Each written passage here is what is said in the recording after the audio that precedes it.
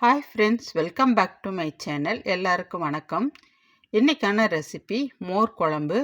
ரொம்ப சூப்பராக டேஸ்ட்டாக இருக்கும். இனி வெய்ய காலத்தில் இந்த மாதிரி செஞ்சு சாப்பிட்டு பாருங்கள். உடம்பு குளிர்ச்சியாகவும் ரொம்ப ஹெல்த்தாகவும் இருக்கும். வாங்க இதை எப்படி செஞ்சேன்னு இப்போ நம்ம வீடியோக்குள்ளே போய் பார்க்கலாம். இதுக்கு தேவையான பொருள் 1/2 லிட்டர் அளவுக்கு தயிர் எடுத்திருக்கேன். வீட்டில் செஞ்சுருந்த கெட்டி தயிராக இருந்தால் கூட எடுத்துக்கோங்க. அப்புறமா கொத்தமல்லி இலை காம்பு இல்லாமல் பார்த்துக்கோங்க. பச்சை மிளகா 1/2 ஸ்பூன், ஜீரகம், அப்புறமா 1/2 ஸ்பூன் அரிசி மாவு எடுத்துக்கோங்க. அடுத்ததாக துருவன தேங்காய் ஒரு கைப்பிடி அளவுக்கு எடுத்துக்கோங்க. இப்போ இதை எல்லாத்தையுமே நம்ம நைஸாக அரைச்சி எடுத்துக்கிறணும் மிக்சியில் போட்டுட்டு. இதுக்கப்புறமா தயிரை ஓப்பன் பண்ணி ஒரு பாத்திரத்தில் ஊற்றிட்டு விஸ்கை வச்சு நல்லா அடித்து கொடுத்துருங்க. உங்கள்கிட்ட மோர் கடையிற மத்து இருந்தாலும் அதில் கூட நல்லா கடைஞ்சி எடுத்து வச்சுக்கிறலாம் இந்த மாதிரி. இப்போ நம்ம மிக்சி ஜாரில் தேவையான அரைக்கிற பொருட்களை எல்லாம் போட்டு நைஸாக அரைச்சி எடுத்துக்கிறலாம். முதல்ல தண்ணி ஊற்றாமல் நல்லா அரைச்சிக்கோங்க. அதுக்கப்புறமா கொஞ்சமாக தண்ணி ஊற்றி அரைச்சிக்கோங்க. ரொம்ப தண்ணி ஊற்றிடாதீங்க.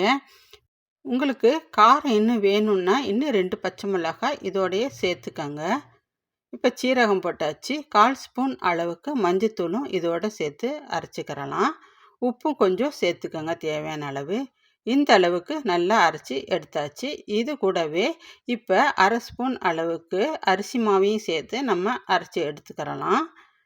இப்படி போடுறதுனால கட்டி விழுகாமல் இருக்கும் அரிசி மாவு சேர்க்கும் போது. அதுக்காக தான் முதலே இதோடு சேர்த்து அரைச்சிட்டேன்.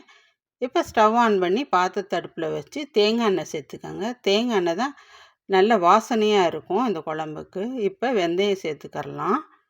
வெந்தயம் நல்லா பொரிஞ்சு வந்துருச்சு, கருக விட்டுறாதீங்க. இப்போ அரைச்ச மசாலாவை இதோடு சேர்த்துக்கிறலாம். சிம்மிலேயே வச்சுக்கோங்க அடுப்பை. இதில் நம்ம அரிசி மாவு சேர்த்துருக்கறதுனால சிம்மிலேயே வச்சு நல்லா கலக்கிட்டே இருந்தீங்கன்னா திக்காக வரும். இந்த சமயத்தில் ஸ்டவ்வை ஆஃப் பண்ணிடணும். திக்காக வந்த உடனே இதுக்கு மேலே தண்ணி ஊற்றிடாதீங்க. இந்த பச்சை வாசனை போனால் மட்டும் போதும். ஸ்டவ்வை ஆஃப் பண்ணிவிட்டு நம்ம கடைஞ்சி வச்சுருக்க தயிரை இதோடு சேர்த்துட்டு மெதுவாக கிளறி விட்டுருங்க. இதையும் தயிரை நம்ம இப்படி கடைஞ்சி ஊற்றுறதுனால திரியாகவும் திப்பியாகவும் இருக்காது, ஒன்று சொன்னாப்பில் இருக்கும்.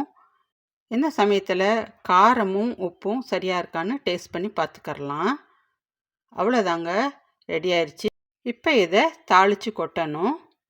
ஒரு பாத்திரத்தில் எண்ணெய் ஊற்றி கடுகு போட்டு கடுகு பொரிஞ்ச உடனே காஞ்ச மிளகாய் ஒரு 3 எடுத்துக்கோங்க. அதுவும் கிள்ளிட்டு விதை இல்லாமல் இதோடு சேர்த்துக்கோங்க. அது பொரிஞ்சோடனே கொஞ்சம் போல் கருவேப்பிலையும் சேர்த்துக்கோங்க. கருவேப்பிலை பொரிஞ்சோடனே இந்த மோர் குழம்புல ஊற்றிடுங்க.